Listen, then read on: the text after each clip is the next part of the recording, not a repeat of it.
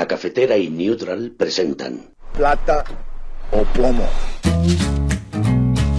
El mundo en series. En el Juego de Tronos o ganas o mueres. Con Fernando Merlín y Ana Pastor. ¿Sabes dónde estás? Es una radio pirata. De la zona neutral. Nos recuerda un poco por qué luchamos. La noche es oscura y alberga horrores. La noche es oscura y alberga horrores. Nada cambia de golpe. Si estuvieras en una bañera que se calienta poco a poco, morirías hervida sin darte cuenta. Estamos juntos. Somos un trío. Nosotros vivimos románticamente juntos. Hola, habla con Walter White. Usted dijo que estaba casi muerto, ¿vale? Dijo que moriría en cualquier momento. Éramos capaces de ser y hacer todas esas cosas porque estábamos informados por grandes hombres reverenciados. Plata o plomo, el mundo a través de las series de televisión, a través de los documentales, con Ana Pastor, Neutral. Ana Pastor, buenos días. Muy buenos días, Fer. Bueno, y hoy con un temazo y con un invitado de excepción, señor Ballín, Pedro Ballín, buenos días. Buenos días, pero no soy un invitado, soy un señor de la casa. Eso te iba a decir. Yo puedo mirar las alacenas, no vengo de invitado. Puedo revolver los cajones, esas cosas. Pero desde luego, además, lo que seguro eres imprescindible para hablar de la serie de la que vamos a hablar hoy, porque si ha habido un título en el ámbito de los videojuegos que tú hayas mencionado tantas veces y de forma tan positiva, ese es The Last of Us. Y claro, como ahora hay serie en HBO, Ana Pastor la ha visto y a Ana Pastor le ha impactado, le ha gustado. No me has metido nada de presión para elegir otra cosa esta semana. Me he sentido libre para poder hablar de The Last of Us, pero... es ironía todo, evidentemente, pero también tengo que decir que como me habías presionado tanto, no quería, y la he visto, y claro, no. Primero, yo no he jugado al videojuego, no he visto imágenes del videojuego, lo único que sabía de la existencia era un tuit de Ballín con Anísimo viendo el estreno el otro día en un cine de este primer capítulo. Uh-huh. Esto es lo único que yo sabía, y dos, nadie me había dicho que salía Pedro Pascal. Entonces, me ha gustado muchísimo el capítulo, no sabía ni el tema y me tiene fascinada y esperando, que yo no he podido ver y nadie creo, el segundo. Es una serie que habla de una suerte de zombies que han poblado la Tierra, de los que hay que huir, y una cría a la que hay que proteger por razones que se van descubriendo, pero que todo el mundo intuye, porque en el género esto es muy típico. Digamos que debe ser analizada porque tiene una cierta resistencia a convertirse en zombie, y entonces a partir de ahí pues un protector que la va cuidando. Pero tú fíjate, si Pedro Ballín es prescriptor en esta materia, que yo, que no he jugado tampoco al videojuego, es la única razón por la que me habría comprado una PlayStation. Ahora, como han dicho que lo van a sacar para PC, entonces he decidido esperar, pero solamente por la manera en la que Pedro Ballín se refería a la experiencia que suponía, a lo que te enfrentabas con el videojuego, y después haberle escuchado hablar sobre la serie y decir que es una reproducción fiel, la parte que has visto, ¿no, Pedro? Una reproducción muy fiel del videojuego. Sí, he visto solo... Estuve hace muy pocos días comiendo con Alejandro G. Calvo, el director de Sensacine, que tiene aparte de ser un escritor de críticas muy bueno, tiene una especie de videocríticas semanales en YouTube y tal, de mucho éxito, aparte de un podcast. Y estuve comiendo con él que se había visto los 9 episodios, como 11 horas y pico, y un poquito más averiguado de por dónde va la cosa, pero no mucho. ¿Pero le ha gustado? Sí, le ha gustado mucho, sí. Porque en este caso cumple el papel que tanto te gusta, Ballín, de ser estrenado solamente a capítulo por semana. Creo que esto tiene que ver con la política de no de HBO Max, sino de HBO Cable en Estados Unidos. Es decir, esta serie está concebida para el lineal de HBO, con lo cual, como el lineal en eso es extremadamente respetuoso, estrena un capítulo por semana. Y a pesar de que en las plataformas, en HBO Max como en otras, se prima lo de estrenar doble capítulo o lo de poner toda la serie a disposición desde el principio, han decidido respetar el calendario del canal lineal, con lo cual van a estrenar solo un capítulo por semana. Papá. No se sabe. Dicen que es un virus o una especie de parásito. ¿Han sido terroristas? Aún no se sabe. ¿Estamos enfermos? No, claro que no. ¿Y las explosiones? No hay teléfono ni radio. Hace nada estaba en las noticias. ¿Cómo lo sabes? ¿El qué? Que no estamos enfermos. Casi todos los casos son en la ciudad. Por eso han cortado. Bueno, lo que parece es que las críticas que está recibiendo, lo que se ha visto, las críticas que está recibiendo son muy buenas y sobre todo el mundo coincide en que es muy fiel al videojuego, ¿no? Sí. Me interesa mucho la mirada de los que no habéis jugado, porque a mí me ocurre, viendo este capítulo excelentemente rodado, interpretado, etcétera, etcétera, etcétera, yo transito por un itinerario emocional por el que yo ya había pasado y además ya había pasado en primera persona, que es, digamos, el plusvalor del videojuego, ¿no? Cuando hablamos además de un videojuego que no es que imite el cine en cuanto a su estructura narrativa, sino que su excelencia está a la altura del audiovisual, por lo cual, digamos, el enriquecimiento a una persona que ha jugado el videojuego, el enriquecimiento que proporciona la serie es muy limitado, porque no te permite ir a lugares emocionales donde no habías estado ya. Es más, emocionalmente todo eso lo habías vivido con mayor intensidad porque lo habías vivido con el trampantojo de la primera persona. El prólogo de 2003, historia de Joel con su hija, es una cosa que es lo primero con lo que te enfrentas en el videojuego, esa camioneta que intenta salir de la ciudad con el hermano y con la hija. Es una cosa a la que vives en el videojuego con su desenlace tremendo y que ya te arrasa emocionalmente en la primera vez que te aproximas, en la primera hora y media de juego. Entonces, aun siendo, viéndolo en serie, muy emotivo, para los que hemos jugado al videojuego no deja de ser un territorio conocido que además contemplas con mayor distancia porque no estás interactuando con ella, ¿no? Bueno, como he dicho que yo no había jugado al juego, me ha llevado a buscar las imágenes que por supuesto hay en YouTube del juego. Sí. Y además, como he contado antes, Nanísimo, que trabaja en Neutral, me ha contado lo que acabas de contar tú, Ballín, que es muy espectacular ver en serie que tú vas en esa camioneta en primera persona y dices que es exactamente igual. Y además es que hasta ahora no había ocurrido que un juego provocara, vamos, seguro que hay algún ejemplo que tú eres más cinéfilo, al menos a este nivel de producción.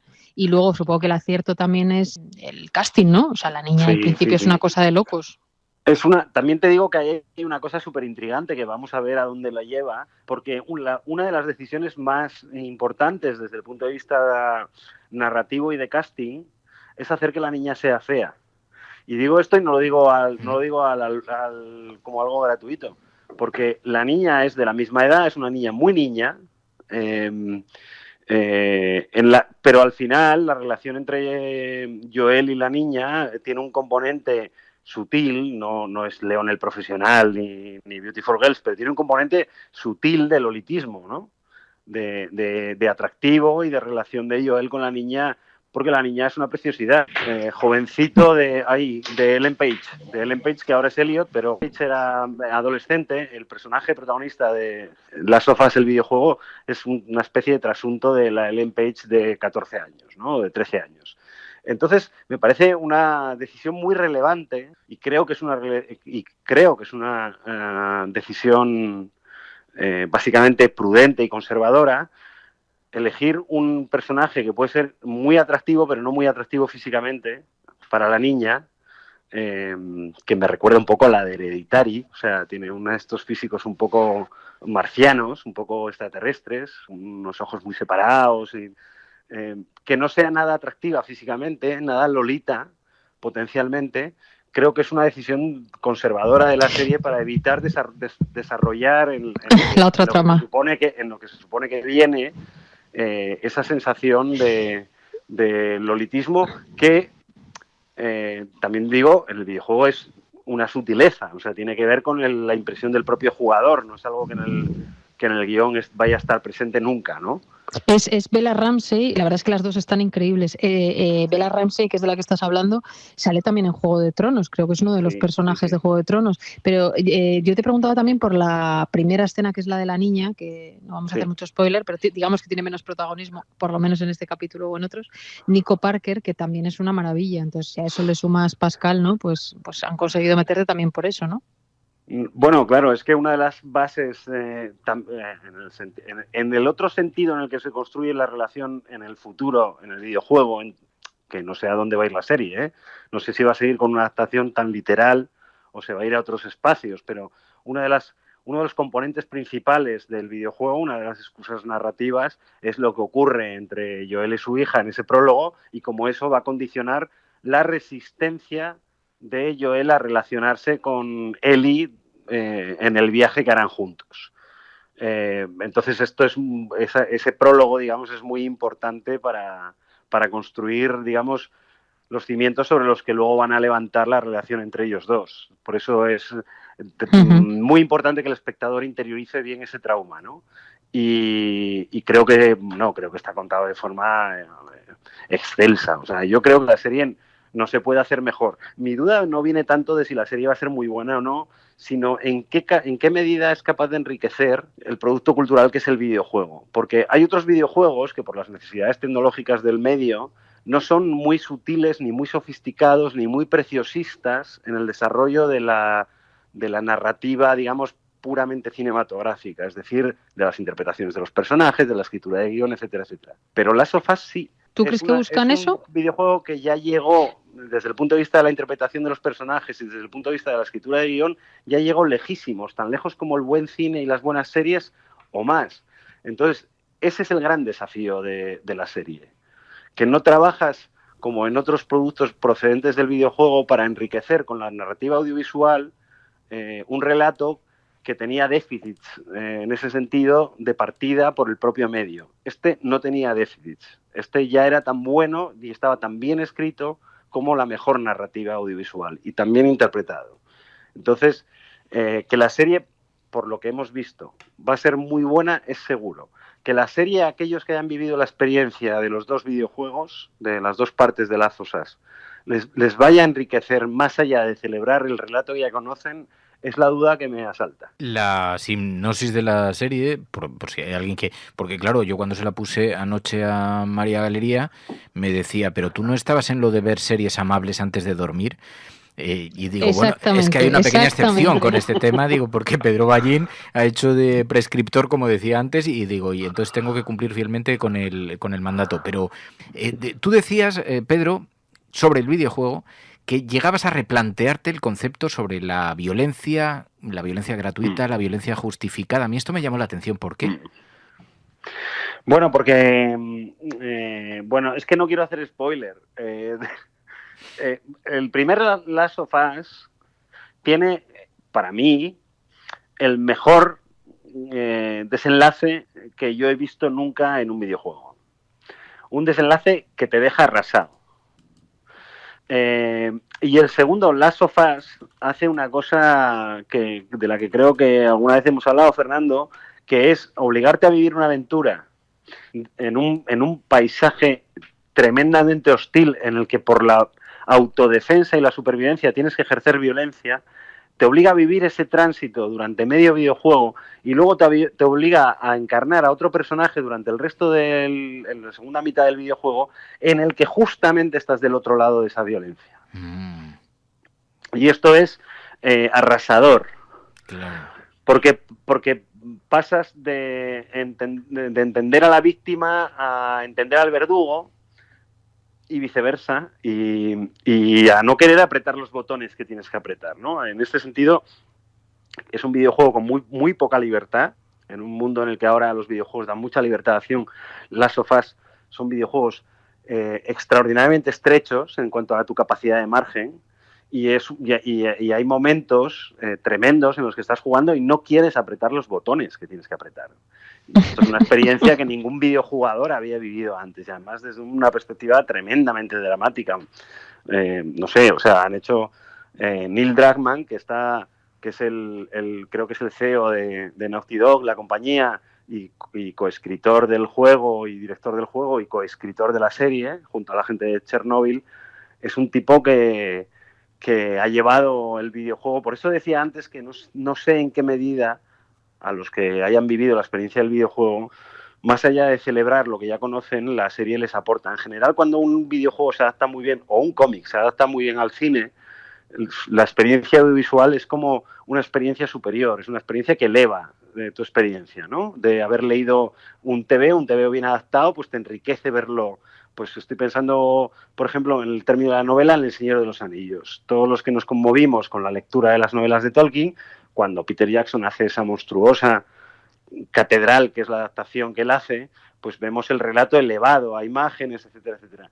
en esta serie ahí parten con un déficit notable, que es que la serie audiovisualmente ya, si solo te ponen el vídeo del videojuego, de cómo se desarrolla la acción, ya estás ante un producto audiovisual cinematográfico muy complejo, muy sofisticado, muy bien acabado, muy bien escrito. Entonces, esa es mi prevención respecto a la serie. ¿En qué medida puede ser satisfactoria para el videojugador o en qué medida para el videojugador ensancha el producto inicial? Creo que estamos ante un hito en ese sentido, que es que la narrativa de series tiene menos instrumentos y no más que el videojuego para esa experiencia emocional que es The Last of Us. Wow. Ana, yo sé que Pedro Ballín es un tipo duro, entonces y que además el dolor pasa por él como la luz por el cristal, pero en tu caso, ¿qué tal la experiencia? No, tampoco angustiosa, ¿no? O sea, quiero decir que tú tampoco... A ver, a mí las pelis de miedo ya sabes que no me gustan nada, y esto se acerca bastante a ese género, ¿no? Tampoco, es terror, es ficción, es rollo zombies, como tú has dicho. Me parece muy interesante. No sé si el videojuego es exactamente igual, Ballín, y de qué año es, porque en el fondo lo que te viene a contar es una pandemia, que últimamente es muy, muy recurrente en la ficción, basado en la realidad, y en concreto te habla de un hongo. Entonces eso me parece un punto como más interesante. No sé si eso es fiel y de cuándo es la primera vez que eso se menciona en el videojuego. Me imagino que es de antes, ¿no?, de la pandemia. El videojuego es de 2013, el primer Last of Us. Hoy claro, ese prólogo de televisión del año 68, donde preguntan por virus, bacterias, pandemias, y un señor habla de los hongos, eso no existe en el videojuego original. Los hongos parecen inofensivos, pero muchas especies saben que no lo son, porque hay algunos hongos que lo que buscan no es matar, más bien controlar. Contésteme, ¿de dónde se saca el LSD? ¿De dónde lo saca usted? Proviene del ergot, un hongo, como ocurre con la psilocibina. Los virus pueden hacernos enfermar, pero los hongos pueden alterar nuestra mente. Hay un hongo que infecta a los insectos. Supongamos que infecta a una hormiga. El virus viaja por su sistema circulatorio hasta su cerebro y lo inunda de alucinógenos, doblegando así la voluntad de la hormiga. El hongo empieza a dictar el comportamiento del insecto. Le dice a dónde ir y qué hacer, como un titiritero con su marioneta. Y aún hay más. El hongo necesita alimentarse para sobrevivir, así que empieza a devorar al huésped desde dentro, reemplazando la carne de la hormiga por la suya. Pero no deja morir a su víctima, no. Se preocupa por mantenerla con vida, evitando su descomposición. El otro prólogo sí, la historia de Joel y su hija en 2003, esto sí forma parte del videojuego. Y quería deciros que ha salido en las últimas noticias una noticia que dice, respecto a lo que dice este señor en ese prólogo, que es que la amenaza verdadera no son los virus ni las bacterias, porque pueden causar millones de muertos, pero siempre ganamos, la especie humana siempre ha ganado esa lucha, y que el peligro son los hongos, porque terminan controlando, cuando parasitan a un individuo, terminan controlando su mente. Y él dice, bueno, bien, los hongos no atacan a los humanos, atacan a otras especies, pero si sube la temperatura del planeta, los hongos tendrían incentivos para sobrevivir a temperaturas más altas, con lo cual podrían sobrevivir dentro de un cuerpo humano, ¿no?, que está a 35 grados. 36. Sí. Os leo. Aumenta la incidencia de enfermedades causadas por hongos. La Organización Mundial de la Salud ha publicado la lista de patógenos fúngicos prioritarios. Y en Radio 5 ayer entrevistaron a un catedrático de microbiología de la Universidad de Navarra para hablar de esto. Este es exactamente el argumento que aparece en ese prólogo. Así que, efectivamente, le han creado un prólogo que la convierte muy intrigante a la serie, porque le da un factor de actualidad que no tenía el original. Claro, pero no estaba en el videojuego. O sea, esto puede ser, digamos... No, el prólogo no. O sea, en el videojuego sí es cierto que la infección viene por hongos, pero esta explicación sobre los hongos y su capacidad para parasitar a los humanos relacionada con la temperatura del cuerpo humano y con la temperatura del planeta, esto es una cosa que aporta ahora la serie de televisión. Doctor Sean Hayes, ¿qué ocurre? Las infecciones fúngicas no se dan en humanos. No, los hongos no sobreviven en los huéspedes con una temperatura interior superior a los 34 grados. Y ahora mismo no hay razones para que los hongos evolucionen hasta aguantar mayores temperaturas. Pero ¿y si eso cambiara? Por ejemplo, ¿qué pasaría si el planeta se calentara solo un poco? Bueno, pues que entonces sí tendrían motivos para evolucionar. Wow. Bueno, la serie Last of Us está en HBO, se estrena un capítulo, por desgracia, cada semana, pero los que seáis muy pacientes, pues la seguiréis con mucha alegría, otros tendrán que esperar. Y Pedro Ballín, Ana Pastor, gracias. Gracias a ti. No os he dejado hablar, He sido muy malo hoy. Has dicho todo lo necesario. Gracias, Ballín. Un beso a los dos. Plata o plomo. El mundo en series. En el Juego de Tronos o ganas o mueres. Con Fernando Merlín y Ana Pastor. ¿Sabes dónde estás? Es una radio pirata. De la zona neutral. Nos recuerda un poco por qué luchamos. La noche es oscura y alberga horrores. La noche es oscura y alberga horrores. Nada cambia de golpe. Si estuvieras en una bañera que se calienta poco a poco, morirías hervida sin darte cuenta. Estamos juntos. Somos un trío. ¿Nosotros vivimos románticamente juntos? Hola, habla con Walter White. Usted dijo que estaba casi muerto, ¿vale? Dijo que moriría en cualquier momento. Moriría en cualquier momento. Moriría.